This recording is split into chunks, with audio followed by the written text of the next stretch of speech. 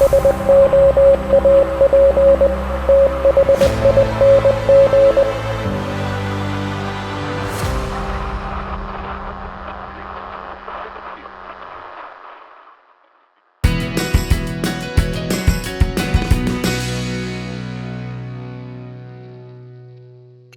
to today's episode of Soap Thing Thoughts. Joining me today is Stephen and Courtney of Southern Witchcrafts. Welcome to the project, and thank you for joining me today. Yeah, sure. It's nice to meet you face to face, and we love talking to people about what we do. So it's it's exciting. We don't get out much, so it's a nice chance to talk to people. We don't get out much. Well, it's nice to meet you too. We'll be doing a lot of talking. We have some stuff to talk about. Southern Witchcrafts is known for having a unique and somewhat dark take on fragrances. A lot of your products will have scent notes of animal hair or mildew, dirty socks, things like that. I'm joking, by the way. Well, I mean, but it's a really interesting take on fragrance. Can you tell us what gave you this idea and how did you get here? How did you move up to where you are now? So I guess the idea behind the odd fragrance ingredients is that I get bored really easy, and I'm always looking for something new and different. We should back up to how I got into it. Yeah. So I started wet shaving in 2014, and I did a bunch of work stuff. Like I had done some brush handles and some work on straight razors and stuff, and then I met her, and like you do, I was like, hey, there's this great shaving thing that is kind of a rabbit hole. He's sort of proselytized. Yeah, the shave evangelism is a known phenomenon that all of us seem to engage in anytime it comes up. And so I introduced her to it, and she liked it. But the problem was all the things that I buy are not things that someone like her would want to use. Like my favorite soap is Chisel Face Midnight Stag. It smells like gasoline and gun oil and stuff. And then I like Bearson Man Leviathan. That's basically just like leathery musk. And then just a blast of castoreum. Yeah. And then I don't know if do you know Zoologist Rhino? I've heard of it, never tried it myself. They did a collaboration in, I think, 2017 with Chiseled Face to introduce some of their fragrances in his soap. And I mean, their fragrances are very expensive, so it was very expensive soap. But that thing, they got passed around because the smell is difficult to describe in words, but I love it. So so I guess the idea was, hey, let's see if we can make something that I would like. Yeah. And like I when we first started, I initially was like, I want to make like a fall scent because there were fall scents out there, but there was nothing that smelled like smoke and burning leaves and sort of that like moist nature smell. Yeah. And of course the hobby really exploded. This was around 2017, 2016. And that was when there was a new soap company popping up every single week. Yeah. And the barrier to entry was lower than ever. And so if these things were out there, we couldn't possibly try all the thousands of scents that were around at that point. No. So and I didn't want to use anything with animal tallow because I felt guilty about that. And so that really limited my ability to find interesting fragrances. You've the set of vegan soap stuff is much smaller in scale. So, but yeah, I just started experimenting with it, and we sent some tubs to some friends, not as like a business thing. Yeah. It initially was just like, hey, check this out, that we made this. It's kind of cool. Yeah, it was like, hey, this is weird. What do you think? And they really liked the fragrance and the performance of the soap that we had done. We worked with a friend of ours. I don't know if you remember. I think Storybook Do you remember Storybook? Yes, I do.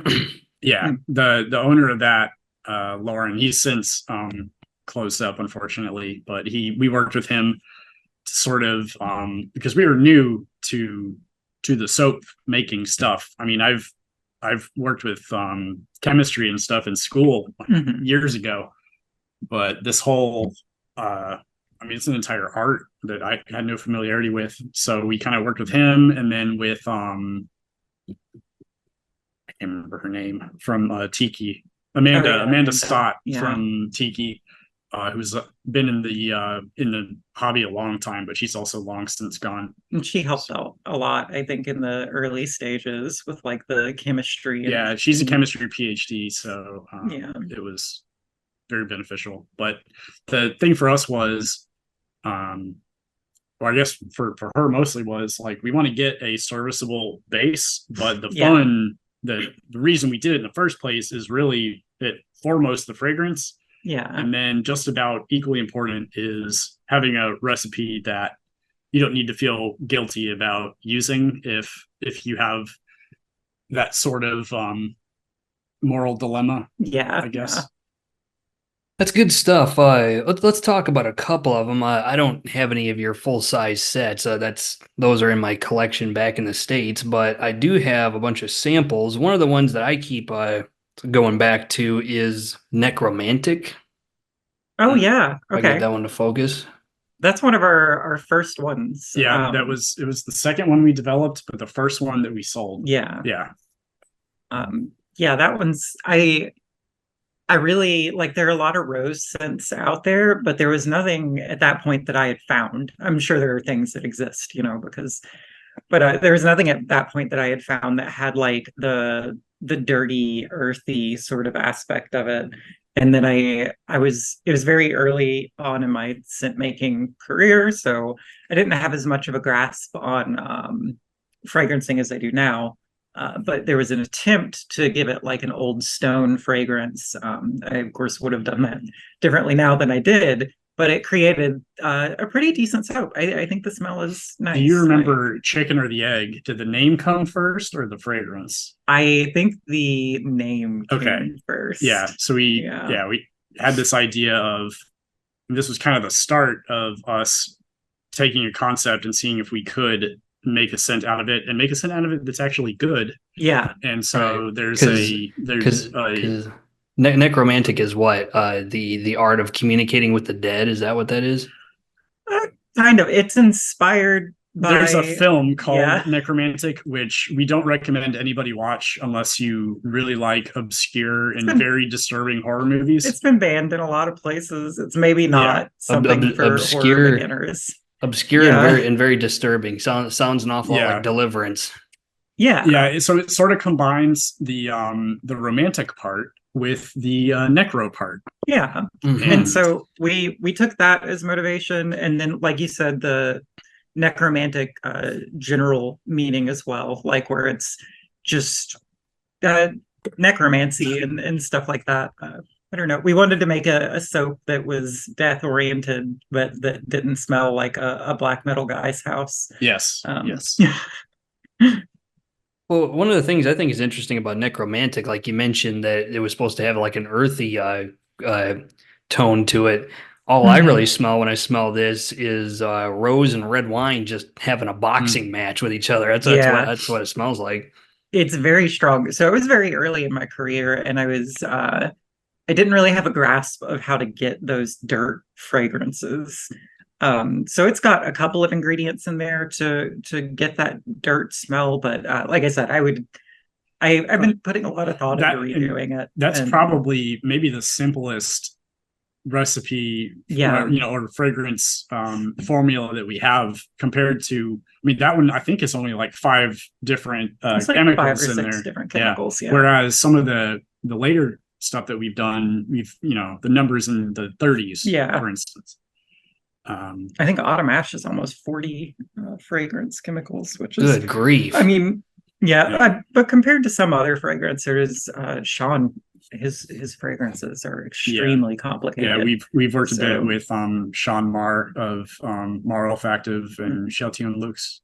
And He's a genius, I feel Yes, like, when he it comes is. to fragrance. So He's a tough man to get a hold of. I've tried to get him on the show, but he's a busy guy. oh Mhm. yeah, he has. I mean, everybody wants to talk to him, I feel like. So Let's talk about another one. Well, I've got it here. This one is, I think this is pronounced lycanthropy. lycanthropy, Yes. yeah.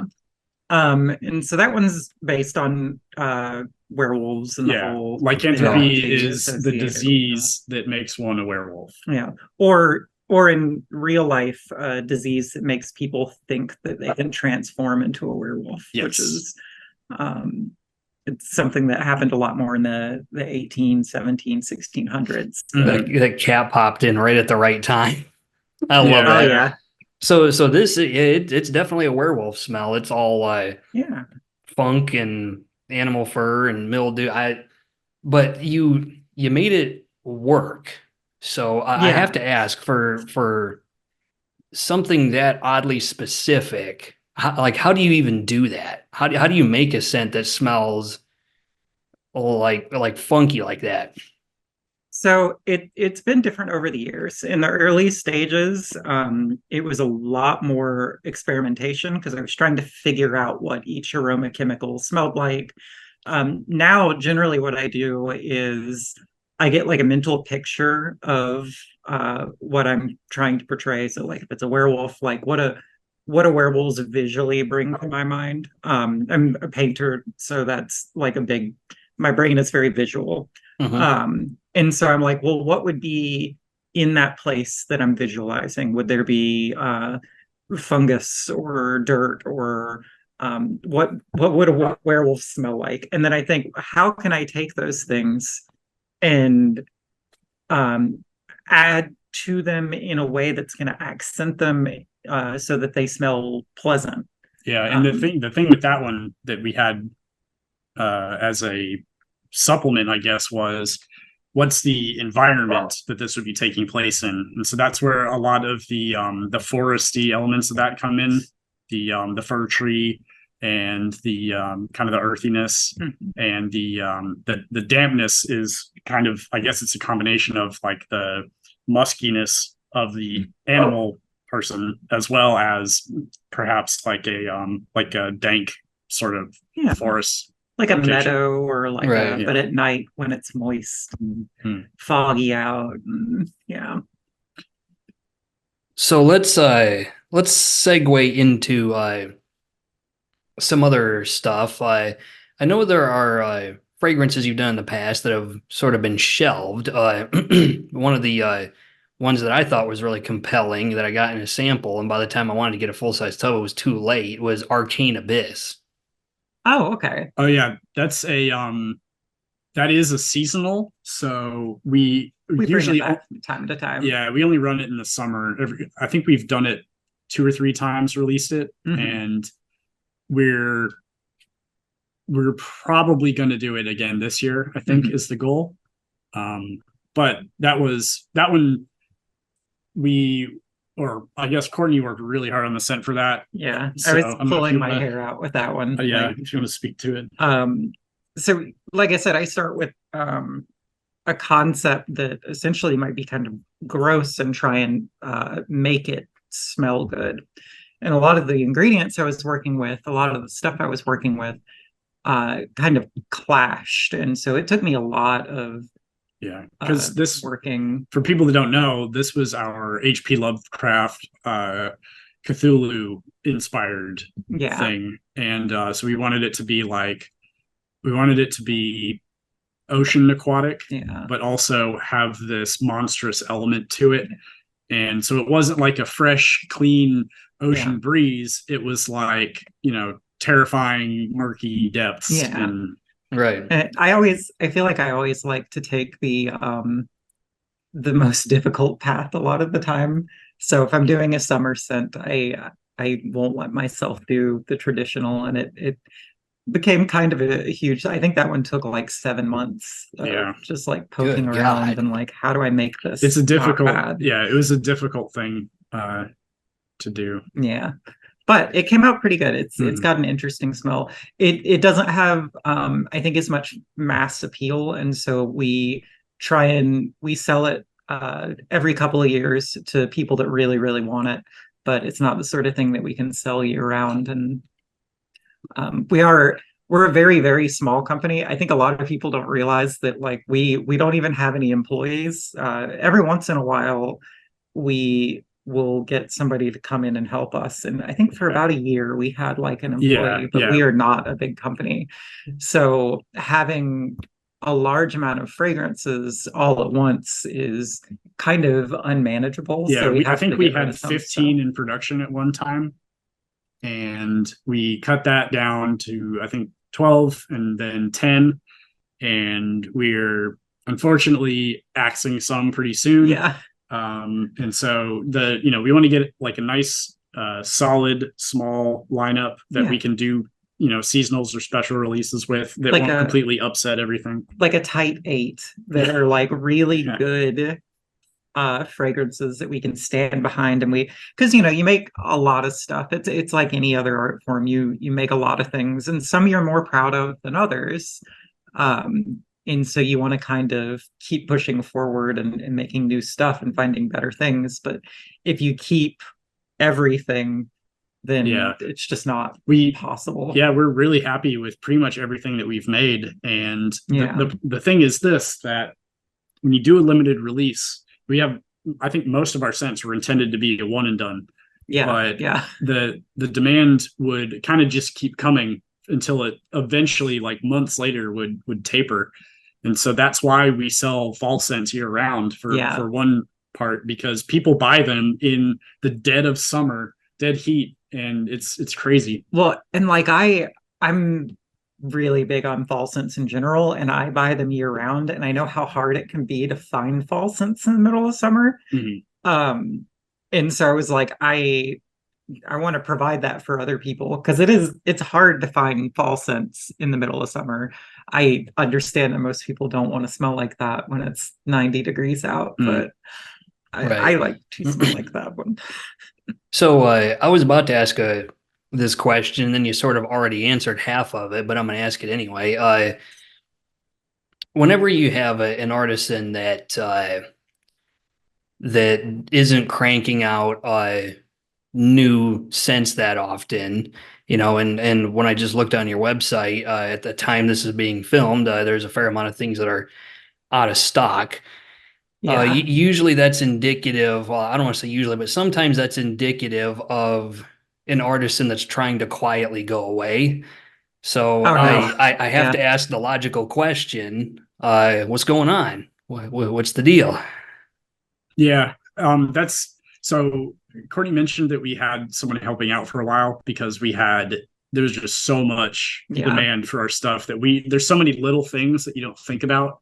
Like our number one thing that we sell on our website is samples. We have our beautiful sample pack where you can get all of our stuff in one go. And that's nice because we are not shy about the fact that what we make is weird, and it will not appeal to everybody, but we hope that at least one thing out of the 10-ish that you might get, maybe that one will resonate with you. And so anyway, so she was helping us with stuff like that, because to sit down and make 100, 200 samples, it'll take the whole afternoon.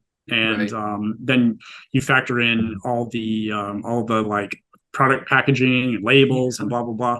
But around I think it was this time last year or the year before, the market kind of slumped a little. Really hard. We were not selling great, and we kind of had to make that hard decision, like, what are we going to do? And so we decided to see how we would do with just the two of us again. And it's manageable. This is kind of the way it was before too. Like when we initially started up, it was kind of like this. But I think at that point in time, it seemed like there weren't as many bigger companies in the game. And so I feel like it was more just sort of normal for people to have like out of stock stuff, maybe. Yeah. I guess now to answer your question is I have a full-time job, and Courtney is doing school right now.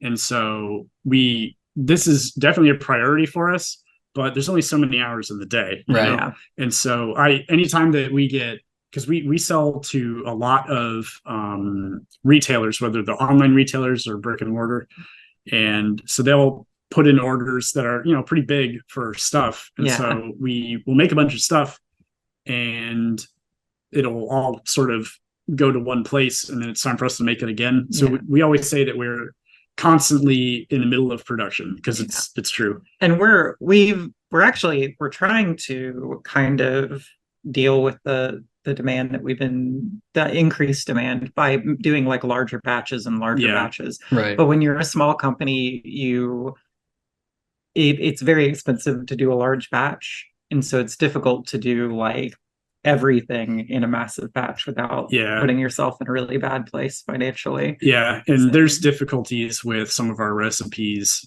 for mass production. There's not a lot we can do we've done everything we can, I think, to streamline it. But anyway, to answer your question, we definitely have a lot of demand, and unfortunately a lot of it we can't meet, because we finish making a ton of something, and then we turn around and everything else has sold out, and we turn back and then that sells out. So what I mentioned that we'd be retiring some stuff, and that's along these lines of getting a small solid core lineup that we can reliably keep around. And it is what it is. We would love for anybody that wants to buy any product to be able to get it right away, no problem, no hassle. But in the real world, we just have so much going on in our lives. That's perfectly fine. We just want to make sure that you're not trying to go away. We got enough artisans that are quietly trying to go away. It makes perfect sense that, you know, it's expensive to make large batches of soap, and then some recipes don't scale up very well. What does a large batch of soap look like? Like, how many individual tubs can you make out of what you would consider a large batch? Well, I'll tell you our evolution of it, right? So the first time we ever made soap, it was in a tiny little, like, couple pint crock pot. And that makes 2 tubs. And then we increased that to a slightly bigger crock pot to make 4. And then we went from there to do 8. And then our standard was we would make a thing of 60 and have 20 of each scent. And then when we started getting a lot, the wholesale, you'll get an order for more than 20 of one particular thing, and then your whole batch is going there. So for close to 5 years, I think our standard size was 72. And but now we've switched to doing like 200. Yeah, it's about 200. Good grief. Yeah. That's crazy. The real limitation there is really just the time, because the amount of time it takes. This is us and our recipe. I don't know how other companies really do it, but our recipe is a little different in that most people, they can mix the ingredients, get them to temperature, and then tub it. But with the way that our recipe is, in order to get the right texture and in order to get the product to function the way that we want, you have to cook it for about 6 hours. Which is much longer than I think a lot of people have to do. People talk about pores in soap tubs, how the soap looks, but we have to sort of like add a Play-Doh consistency, kind of like, you know, like scoop it in there. Right. And so it just takes a long time. It's hard on your body, and the problem is that you start, and then by the time you're close to the end, the thing is cooled down significantly. So it's a lot harder to work with. And there are things that we could do to make it easier and quicker, but we don't want to sacrifice quality for convenience. Like we could add more glycerin to the recipe or anything that makes it a firmer soap, but it's going to be at the cost of, you know, the lather quality. And we just don't want to. Our recipe's good, and we want it to stay good. Yeah, no, we don't want you to do that. You have, I think, quite a sleeper of a non-tallow soap base. I think it's one of the best in the business, and people don't realize that, because I think they take one look at your website and they go, those are some questionable scents, and so I think a lot of people don't even get in the door. So yeah, that's true. Which leads me to my next question. Have you ever considered working into your permanent lineup something that is just a little bit more mass pleasing? Oh, Should we definitely. talk about Yeah, the basics? we used to have basic scents. They And were so called the Basic Witch lineup. yeah, basic witch light up. Um, and so we thought that would do great because I was like, I make this weird shit that people are freaked out by, and I'll make some regular stuff and see how people Yeah, like it. they were like one note Like a peach soap yeah, and we had cedar. peach, cedar, sandalwood, grapefruit, and I always forget the other one. That's really surprising because I did something else. I did a sample video of your peach scent. Somehow I got a sample of one of those, and I thought that was amazing. Like I was I really love the peach scent. That one was good. Yeah, so we made a ton of these. We sent a whole bunch of them out to retailers and everything, expecting that it would go great because they're simple and it's in our great base, but they just really did not sell well. Just so sat on shelves, like yeah. It just didn't have the appeal, I guess, that like something. But also they were so simple that it was kind of maybe too simple. It was kind of, we felt like boring for us, or maybe a waste of Courtney's talents as a fragrancer, that it's kind of like we have this thing that we basically just dump a bunch of peach in it and then call it good, compared to these other things which are like handcrafted, complicated. I would say like complicated, like masterworks of an artist.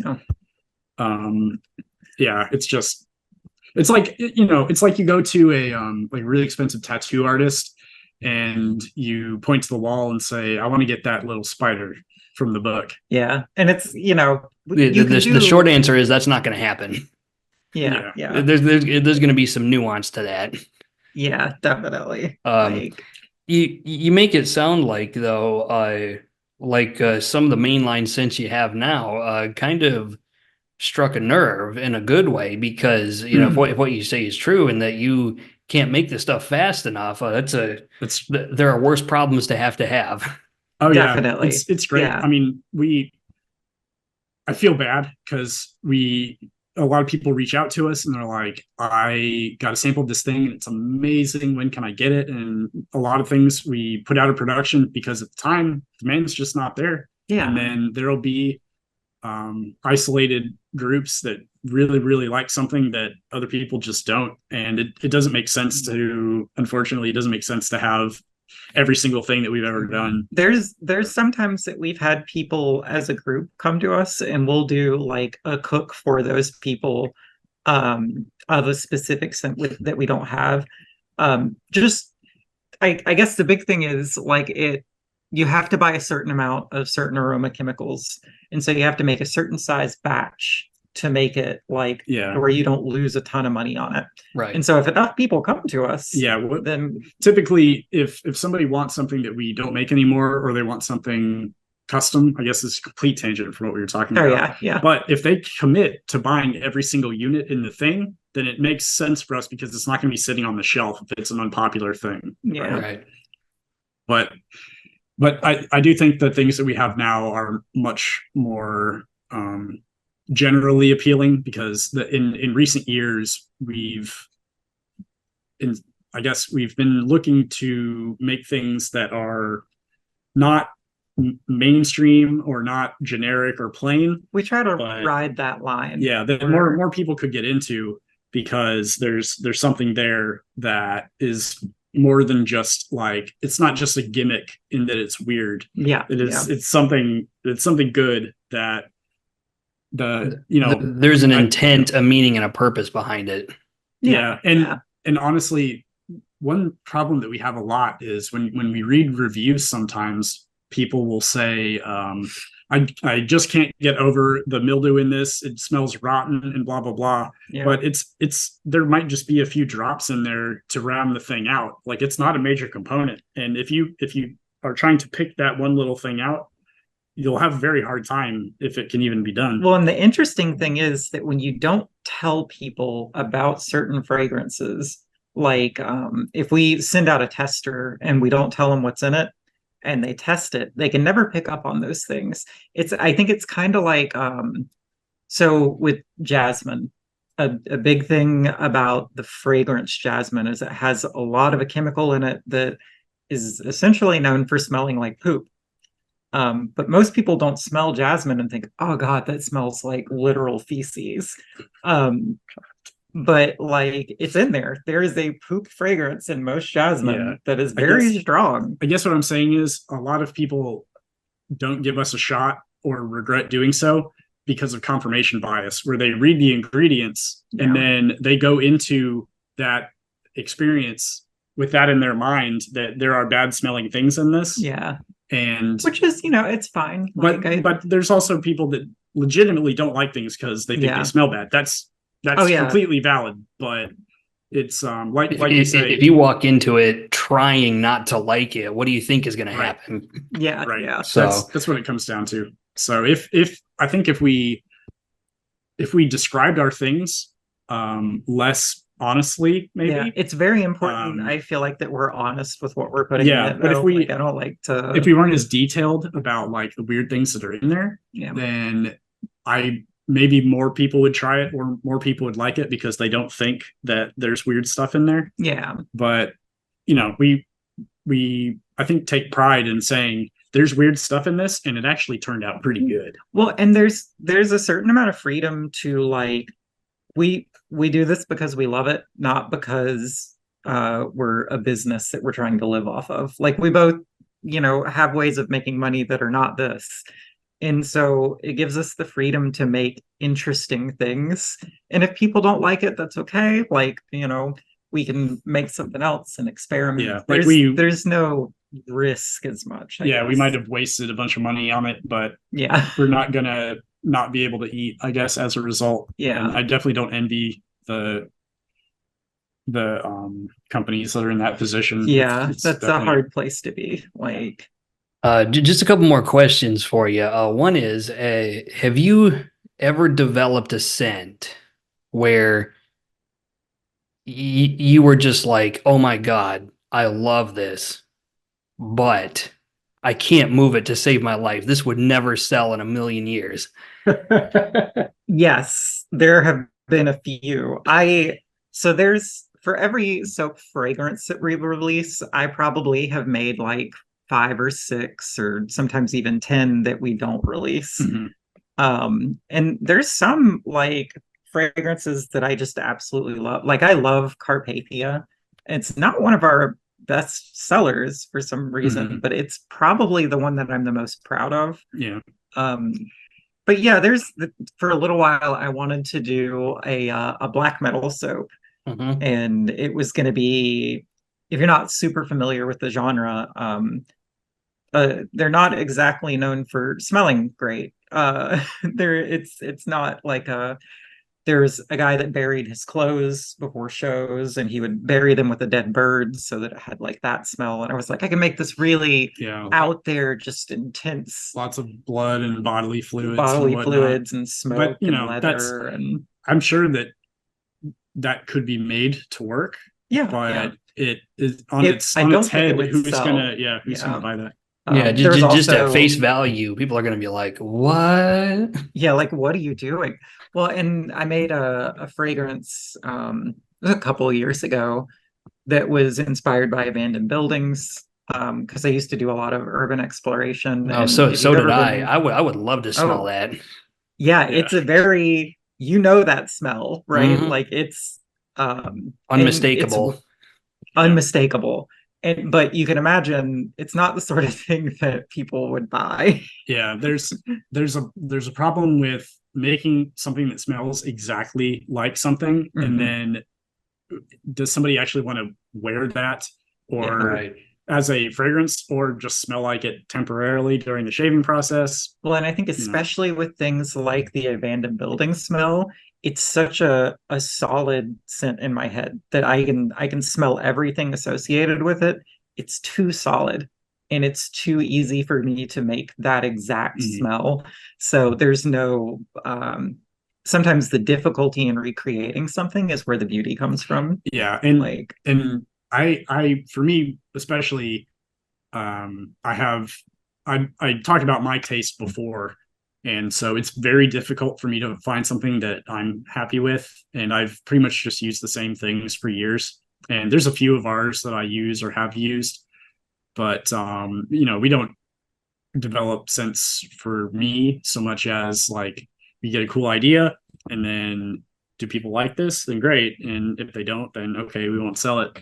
But my idea of what makes a great fragrance, I don't think would be super popular. In the same vein that Midnight Stag is potentially one of the most divisive scents that have ever existed in the hobby. Yeah. And it's been around. I make fun of that 2013. scent so much. Oh, Yeah, really? it's definitely the butt of a lot of jokes. So It smells good. I have a contest that I run every year where for a shaving group where they have to use Midnight Stag every day for August, every single day.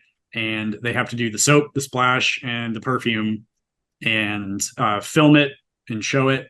And then everybody that makes it through gets a prize. Mhm. Traditionally, I've given a custom brush, but the last year I made trophies that had Yeah. little 3D or like little gold stags on them that were 3D printed, and I made like a nice mahogany base, and I got plates engraved with all the people's names.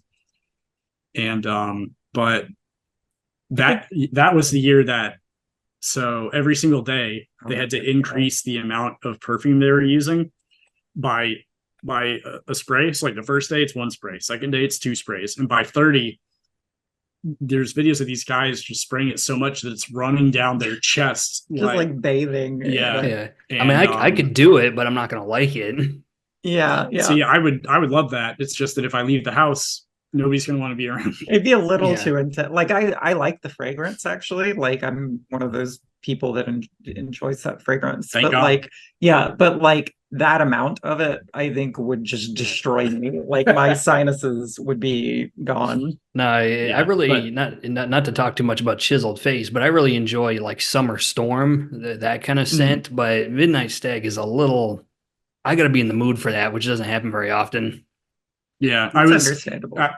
His was, I think the first thing I ever bought was Berserker Man Leviathan, and the second thing was I got Sherlock and Midnight Stag, and I was like, all right, hell yeah. I love Leviathan. I understand why people Leviathan's- do this now, because going into it, you're like, well, who cares? Like Yeah. you're focused on like the razor and the technique and everything. Right. And Well, before we get out of here, I think my viewers would burn me at the stake. Since we have Steven here, we got to talk about Dogwood, just briefly. okay, yeah, sure. And we can go ahead and just put a little montage of his brushes up on the screen, just to showcase what that man is capable of. We'll go ahead and do that in post production. But Oh, can you thank you. can you yeah, I should have mentioned that. Can you tell us what is unique about your product? So do you have any claim to fame that you do that maybe you don't see that often from other brush makers?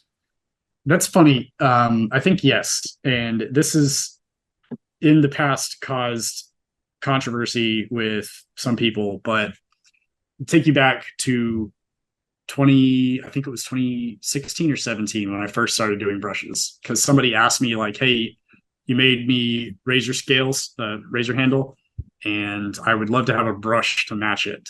And so I was like, I have no idea how to do this. And I went out and got a lathe, which I was mostly making like custom pens on. And then it's just a couple different tools for the brushes. And I did that, and kind of didn't mess with it for a while. And then I went to the wood store that is around the corner here, and they sell a whole bunch of different, they call them blanks, where it's just blocks made for different things. Like you have little skinny ones that are pen blanks, and you have big ones that are bowl blanks, and it's basically you buy the raw material and you make whatever out of it.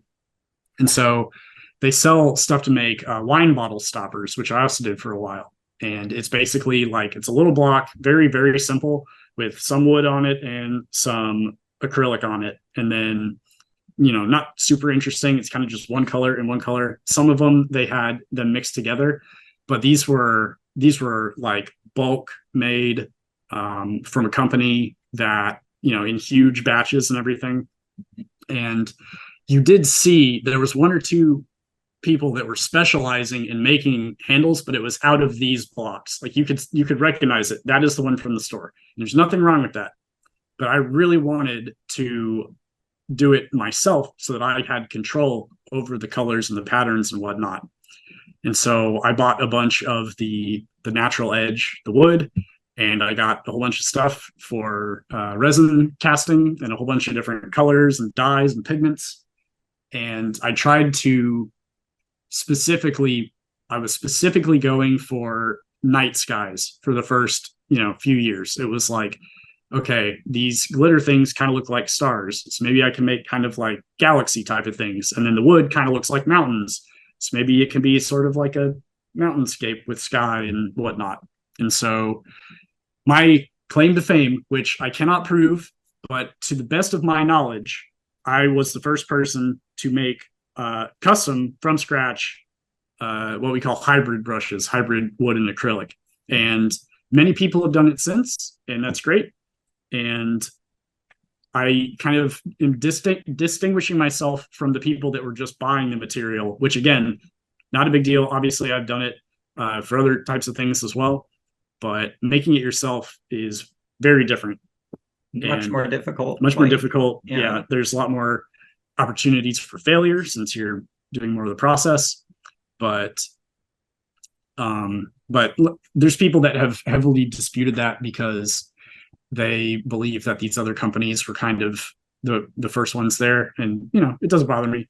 But when I guess people have like been very hateful about it, which I find strange. The internet mostly, But yeah, so I guess that is definitely what sets me apart. Is I've been doing that for a long time now, and there's people that have since come and done some of them, but haven't really, they don't make it a regular thing. Or there are, and I always rant about this whenever I do a interview, but there are companies that will have, and this has happened to other people, specifically start in order to make the thing that you're making because they see that it's popular and they also want to do it in the way that you're doing it. But there's a difference between like I want to make spooky scents too. I'm going to make a kind of gothic soap company versus like somebody hired someone to copy my website. They took all of the text from my website. Yeah. They took my business name and slightly altered it. And then I had been talking to them through emails about my technique and everything. And that was all basically so that they could copy it and put out stuff that the surface would look the same. But when you look closer, it's like, okay, one of these is. It was wild how blatant it was. Yeah. I didn't believe you about the webpage until you showed me, and I was like, this is and the exact same thing. And you could chalk it up to coincidence, but I went to that person. I was like, really? Like all that? You could have told me, like we could have worked together on this. Yeah. And it was explicitly, I did this on purpose, not, so that kind of thing bothers me. Yeah. I can imagine that would bother me too. Unfortunately, there's some heathens out there that are gonna do some not so nice things. There's been a lot of what do you call that? Intellectual property theft that's gone on in this hobby that certainly isn't illegal because most people aren't patenting things, but I think that's they're not trademarking things really either. Yeah, there was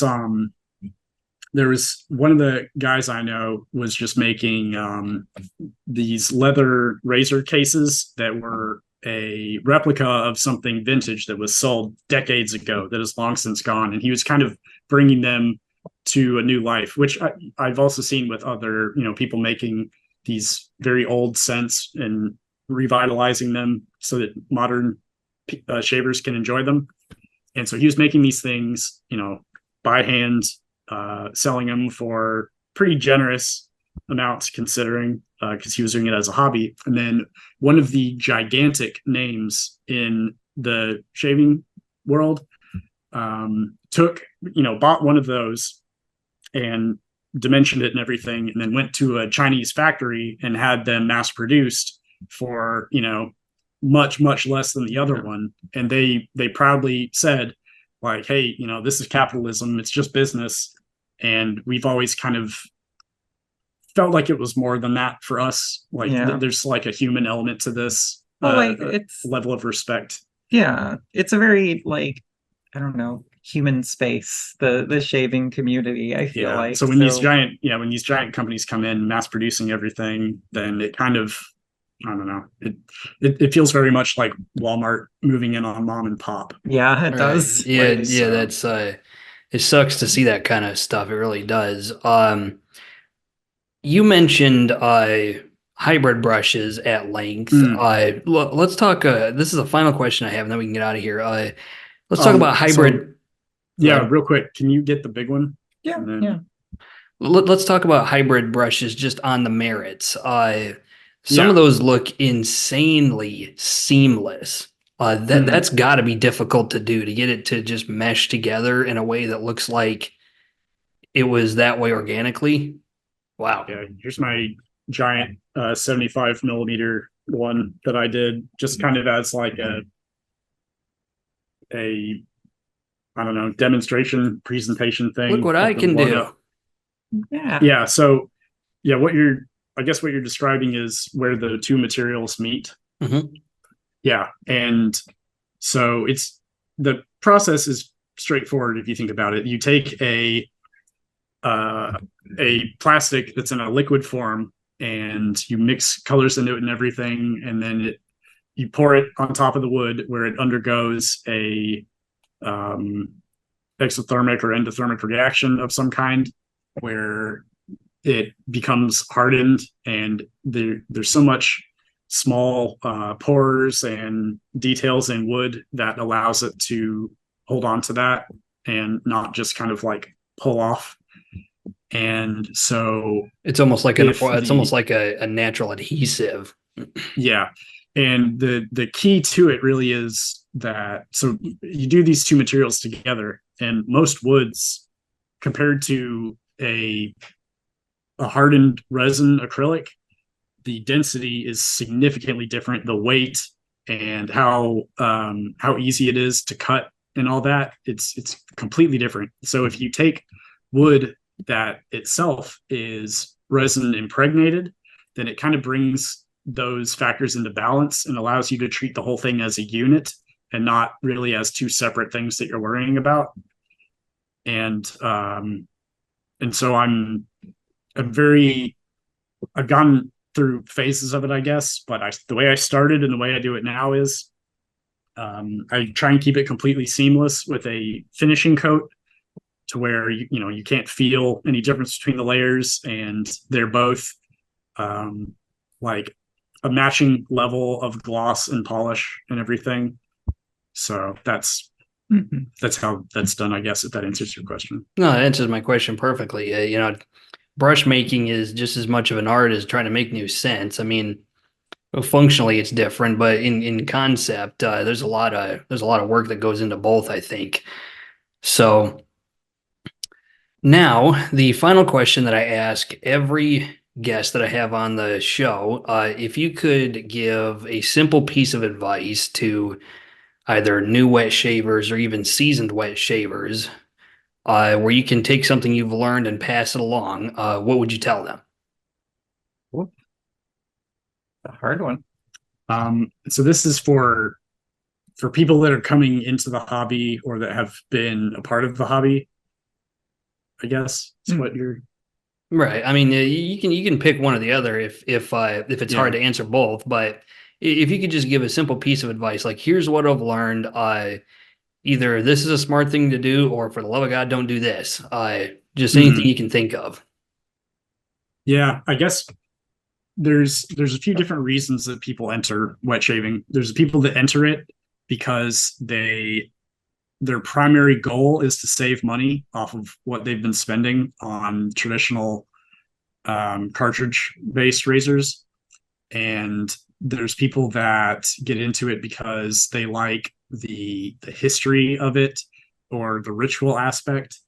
And a lot more of the latter group tend to be the ones that end up being hobbyists truly, or collectors, or I guess connoisseurs of some kind, where they it's not just about having one thing, it's about having many different things, whether they're complementary or solitary. And it's much like anything else, right? Like pens is a very big collector community, when ultimately a pen is kind of like a razor. It's really just accomplishing one task. And there's a bunch of different, you could shave all kinds of different parts of your body, and you could sign or write or draw all kinds of different ways or things. And there's different, you've got fountain pens and calligraphy pens and rollerball and ballpoint and I don't know, feather quills and lots of other things. I don't know. I'm not really part of that. But there's people that kind of, they throw their whole self into the hobby in an early stage where they haven't really figured out all the technique yet, maybe, or they haven't completely learned how their hair grows or the best way to take care of it. And I see people that they come and they just spend so much money at the start. Yeah. And it's kind of like well, it would be like, going back to the pens metaphor, buying a bunch of pens before you learn how to write. Right. So you're saying just slowly dip your toe into the cold water. Yeah, and then... it's kind of like you want to be a musician and you buy a whole bunch of different instruments, right? Okay. And even though in this case, really, it's more things accomplishing the same thing, it's more of like the flavor of it when you get into the scents or the types of razors or the different knots and brushes and everything. But I do think, and I was guilty of this myself, I do think it's good to just focus on like the bare essential of it. And then once you figure out what your needs are or your preferences, then start to branch out. And it's like a walk before you run, right? Right. Before you go nuts and accumulate a whole bunch of stuff, then you should figure out what's right for you and what meets your needs, and then go from there. Now, what I'm saying is very bad for business. We have lots of customers that are big collectors, and they like to have every single product we make or every single style of brush that I do. And we're very grateful for them, but they've been in the game a while. And so they know what they want and what to expect. But just to the people that are first getting started, I would, take a metered approach. Yeah. Get as good as you can with what you have, and then don't get something just because it's fancy or that it's theoretically better, but because it fills an actual need that you have. I would say probably that you should never fill your entire bathtub full of shaving lather. Yes. Because we did do that. Not that we've ever done that, but it's very difficult to clean. Yeah, it doesn't just like disappear. Don't do that. Like bubble bath does. But I guess the other thing would be that when it comes to soap, a lot of people have difficulties with certain soaps, certain formulas in terms of the actual use of it. They can make the soap wet and put it on their face and shave with it, but they're not really using it to its full potential. They don't know the perfect type of lather to aim for, or like the different ways that you can do, face, ball, palm. Some people smear it on their counter and do that. But I guess going back to what I was saying before about knowing your tools, if you can really nail down a solid technique before you start trying tons and tons of soaps, get an idea of what works for you and what, if you can identify things that specifically don't, but only after giving things a fair shot and experimenting to try and find like the sweet spot. That's very good. I like that. Yeah. So basically, long story short is, keep your wallet close to your chest and get to know the products you have very, very well before you make the next logical step. Yeah. Don't get too far ahead of yourself, because you're gonna, you might end up with hundreds of different things that you could never possibly use. It's kind of like, maybe like a dragon horde. We definitely have friends where they have more soap than they could ever ever and, hope to and there's use. nothing wrong with that. It's just that if you jump into that too early, then you're really not setting yourself up for success. When we go back to what are we doing? Shaving hair off of places. And so I guess some people just like to collect them. yeah, and Like, that's great. I'm saying if you're just starting off though, building a collection should not be the top priority. maybe not. Yeah, maybe not at the beginning. Learn the technique. Okay. And learn to enjoy it. Make sure that you can accomplish it without lots of negatives. Right, yeah, because we don't want you looking at your collection and having a high amount of regrets. That's not what we want for this hobby. Okay, well, Stephen and Courtney, it was a pleasure talking with both of you. I will go ahead and put all their social media information and their website in the description of the video for you to check out. I also want to thank everybody for watching. It's been a great conversation, and I learned a lot about Southern witchcrafts. Hopefully everybody else did too. So questions, comments, put them in the comment section of the video. Otherwise, until next time, this is Soap Thing telling you, shave like you mean it. Thanks for watching.